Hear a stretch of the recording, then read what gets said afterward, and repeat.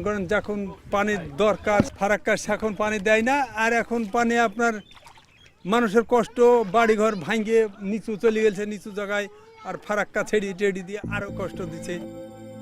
গরমের সময় মরুভূমি ও বর্ষার সময় প্রবল বন্যার শিকার হয় বাংলাদেশ শুধুমাত্র ভারতের ফারাক্কা বাঁধের কারণে। গরমের সময় ভারত পদ্মার সব পানি ফারাক্কা বাঁধের গেট আটকে দিয়ে জমা করে রাখে, ফলে বাংলাদেশের উত্তরাঞ্চল এক প্রকার মরুভূমিতে পরিণত হয়।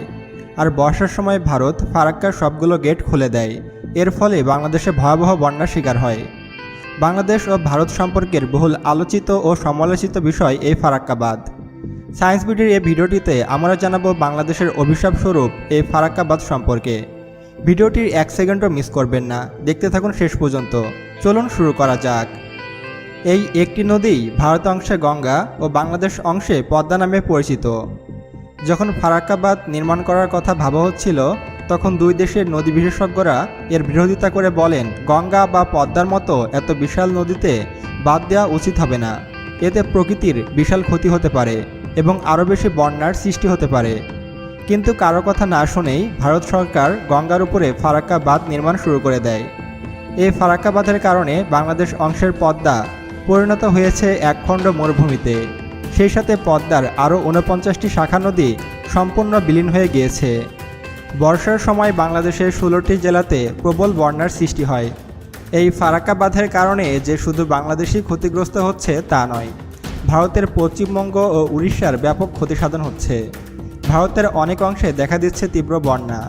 ভারতের অনেক অঞ্চলের মানুষ এর তীব্র বিরোধিতা করছে। এমনকি স্থানীয় প্রতিনিধিরা ফারাক্কা বাঁধ ভেঙে ফেলার জন্য ভারত সরকারকে চিঠি দিয়েছে।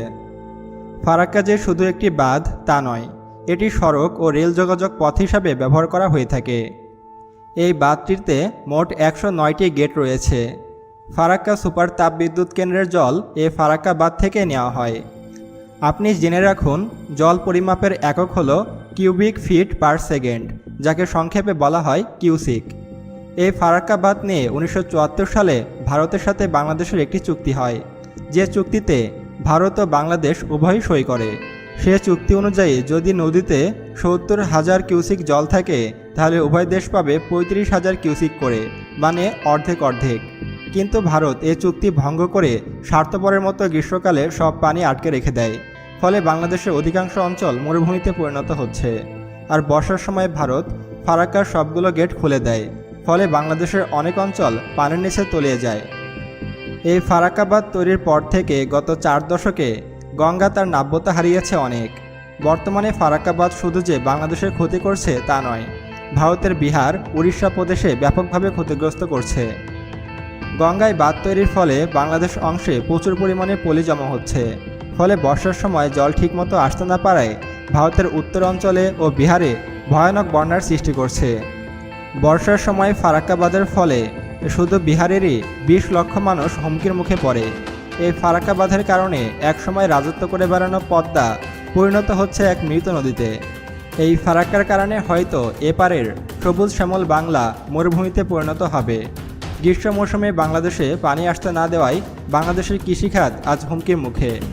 আর্থিক হিসাবে ফারাক্কা বাঁধের কারণে প্রতি বছর বাংলাদেশের ক্ষতি প্রায় $300 কোটি। এই ফারাক্কা বাঁধ নিয়ে আপনার নতুন কিছু জানা থাকলে তার নিচে কমেন্টে আমাদের জানিয়ে দিন। আরও এমন ভিডিও পেতে সায়েন্স বিডি চ্যানেলকে এখনই সাবস্ক্রাইব করুন এবং পাশে আসা বেল বাটনে ক্লিক করুন। সর্বশেষে থ্যাঙ্কস ফর ওয়াচিং।